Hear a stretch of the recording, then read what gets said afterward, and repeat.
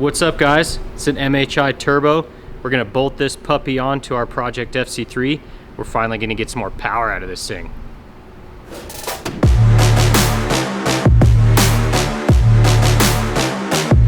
What's up guys, it's JP from Edge Autosport. I have an MHI Turbo here for our Project FC3. We've been talking about this thing a little while, and it's been forever since we kind of discovered it and wanted to put it on. Just haven't gotten around to it, but the time has come. We are going to slap this bad boy on the car, tune it, and we're gonna see what kind of power it makes. This isn't a crazy massive turbo upgrade. It's really like a factory upgrade. This is made by MHI, who's the manufacturer of the stock turbo anyway. Basically, they just kind of give you a billet compressor wheel.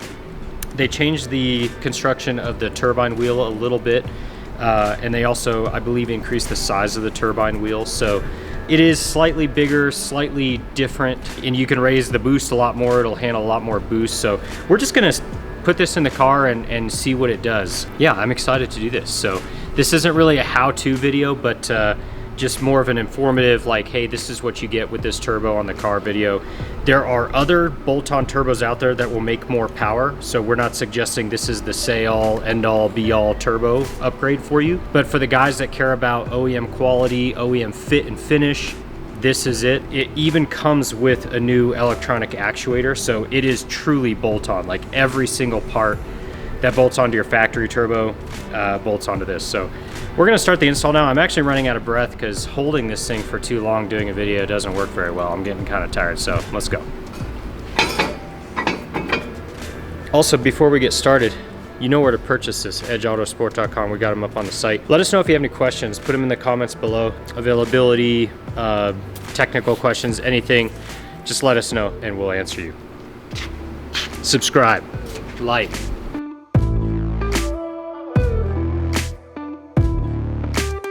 It's really cold in our garage today. Actually, it's not super cold after the heaters have been on, but it was -2 when I woke up this morning, and it's a little chilly, so the garage is a little cold this morning.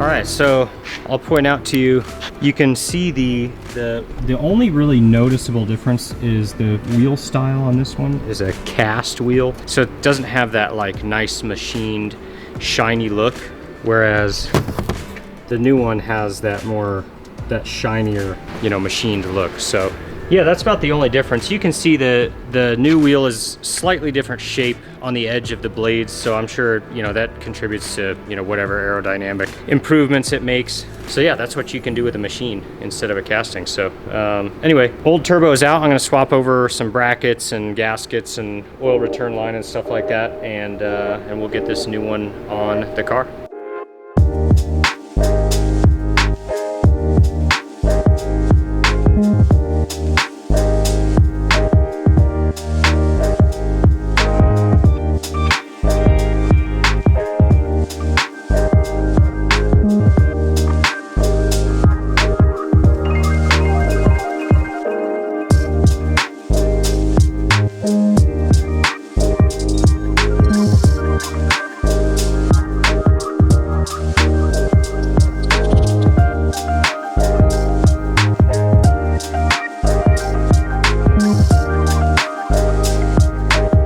To put the downpipe in, the turbo is on. This thing moves pretty quick. This install is really not that bad. So yeah, we just need to get the downpipe on, bolt everything up, and we're pretty much ready to go. Intake is the last part that goes back on, and then we're ready to go. As you can see, this thing is like absolutely factory fit and finished. You would not know that this is different than a stock turbo, which is awesome. Just knowing that you have a turbo upgrade and it looks like that is just sweet, in my opinion. I really like that for a street car, so I'm excited to see how this thing does.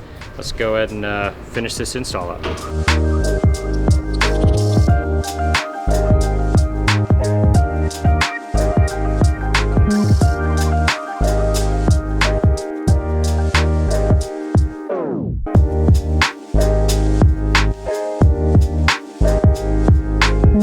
All right, kids, we are underneath the car now. I'm going to finish bolting up the down pipe to the front pipe, get all the brackets tightened down, and we're actually going to change the oil. MHI has stated that you need to do 10W40 or thicker with this, which is actually fairly thick when you consider that 0W20 is the factory recommended oil. I don't know why you need it that thick, but that's what they say to do, so we're gonna try that and go from there. So anyway, we're gonna do an oil change, get this buttoned up, and then we'll be ready to rock and roll.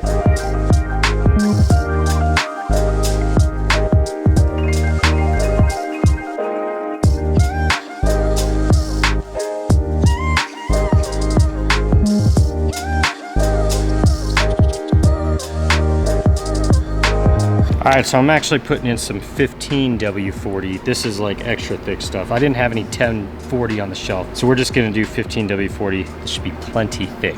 Thick with 2 C's.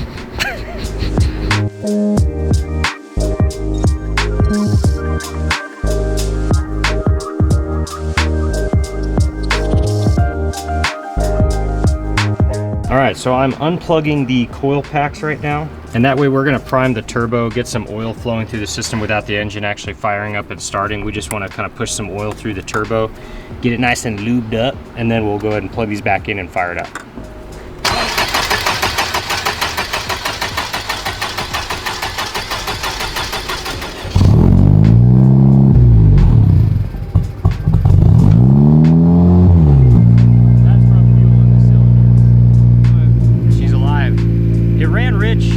It kind of stumbled on the startup. That's probably because the fuel that was sprayed into the cylinder from when I was priming it. And I probably should have tried to figure out a way to have the injectors not fire while doing that. I know on some other cars you like floor it. I did try doing that, but obviously I don't think that worked. So I should have probably paid attention to how to do that, but whatever, it is what it is. Should be okay now. It wasn't that much. You know, it's not like we're flooding the motor, you know, over and over and over, running rich for tons of miles. So it should be okay, but she's purring. Okay, we are on the dyno now. I just took the car out on the road just to put it through some heat, get some heat in the turbo, put some oil through the turbo, and just get it nice and ready to go. Turbo feels actually really good. Obviously, we're still on like an off-the-shelf map for the time being, so I didn't get into it too much. I didn't go wide open throttle at all, but the turbo is very responsive. It definitely feels different, so I'm very excited to see how this is going to turn out and what we'll see on the graph. So let's get started on some dyno tuning and let's see what this thing can crank out.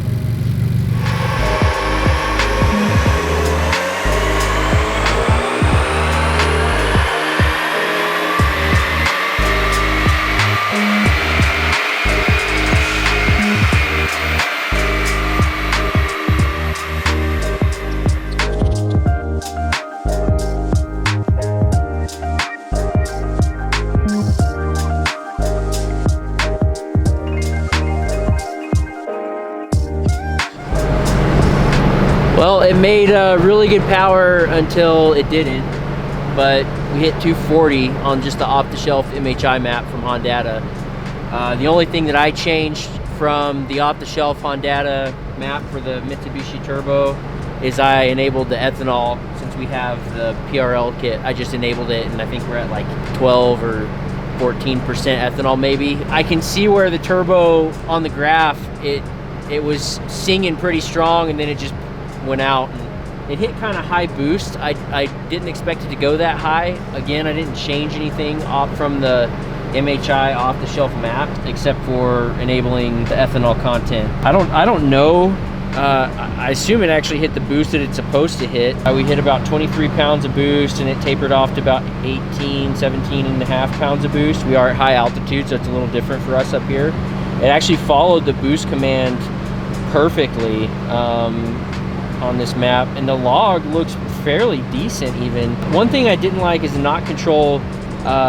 It did climb, so I am assuming that we got some knock on the pull. Part of that could also be we have an aftermarket clutch, and from what I've seen, these cars don't like aftermarket clutches, at least from a knock sensor perspective. Our temperatures look fine. We're only seeing 78 degrees on our charge air temps. I mean, the only thing was just a little bit rich, I guess, but not like way rich, just a little bit on the rich side. That's the only thing I see in the data log. Charles has just informed me that JP's going to set the car on fire and then put the PRL turbo kit on.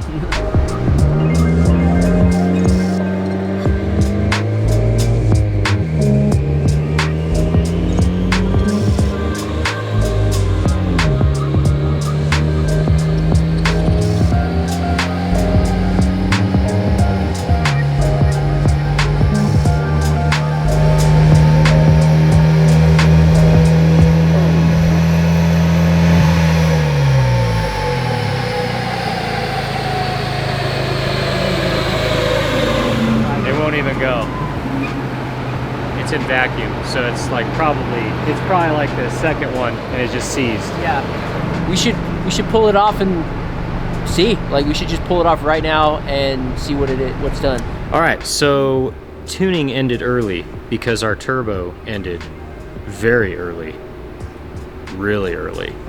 So I'm gonna kind of back up and give you guys a little bit of a history lesson on what just happened, because I think it's important that you know we do these videos with the intent of helping you guys figure out which parts you want for your car. Obviously, we want to be the ones to sell you the parts for your car, but we're also car guys, and we care about like putting good parts on your car. It's what we're into. It's a hobby for us as well. So it's important that we share the information that we gather with you guys from an objective, non-biased point of view. To back up a little bit, this is our third MHI turbo install. You might remember we've posted about doing a turbo install in the past, but this is what happened why we did not post a video back then. This was several months ago, last year. We did the turbo install. We were all gung-ho, we were excited, put it on the dyno, and the turbo instantly blew up. It failed. A bunch of oil went out the exhaust, white smoke everywhere or blue smoke everywhere, and it was just noticeable, like right then and there, turbo had failed. So we were like, what the heck just happened? Got a second turbo in because we thought, okay, we'll get this thing warranted later on, like no worries. There's nothing we did wrong, at least that we thought we did wrong or might have done wrong that we knew of. So we put a second one on.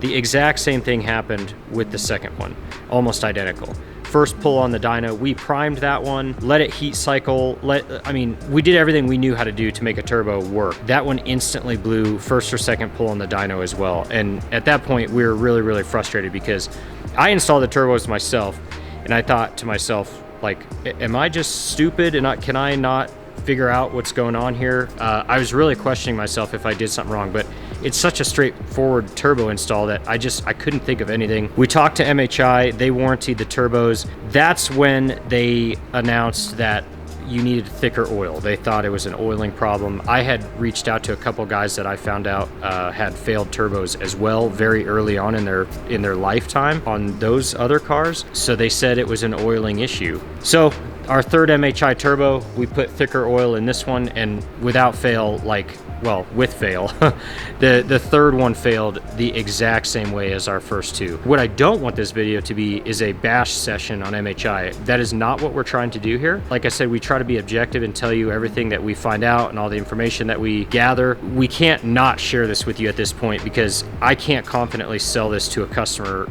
with what just happened to us 3 times in a row. This is an MHI setup. It's made by the same guys that make the factory turbos. At this point, I've put on a factory turbo 2 different times in the exact same way that I've put on the MHI turbos, and those have not failed, and the MHI turbos have. I don't know what's wrong. Honestly, I don't know if I missed something.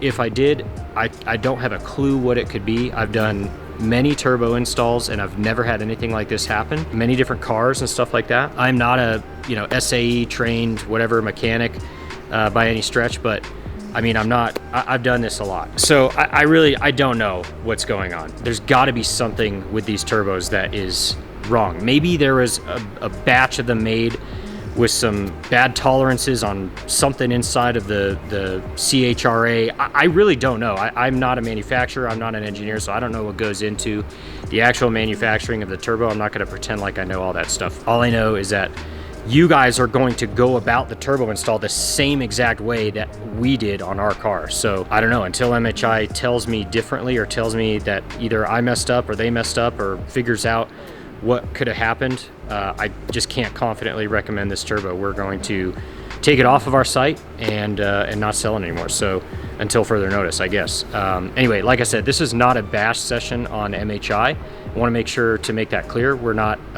trying to take anybody down, but we're just sharing our experience with you, and that's how it is for now. So if anything changes, we will let you know. But this is a perfect segue for a very special next video. Since I have to take the turbo off anyway, we might as well put the 2860 from PRL on the car, which is right here in Alan's beautiful hands here. We've been waiting to get a bigger turbo, a more powerful turbo on the car, so we're just gonna go right into the PRL turbo kit. We're about at that point where we can just go do that anyway. We don't have a ton more to do the car power-wise. We've got all the bolt-ons, we've got flex fuel, you know, we've got everything we need to put this thing on here. So we're ready to go on that, and look forward to that video coming up here soon. If you have any questions, comments, let us know what you think. This is kind of a tricky video. Really frustrated at this point, to be honest. We were really excited to do this MHI setup, but it's just not working out for us. So anyway, let us know what you think. Let us know if you have any questions, and we'll definitely answer you. Thank you very much for joining us. Subscribe, like, do all that good stuff. We'll catch you soon.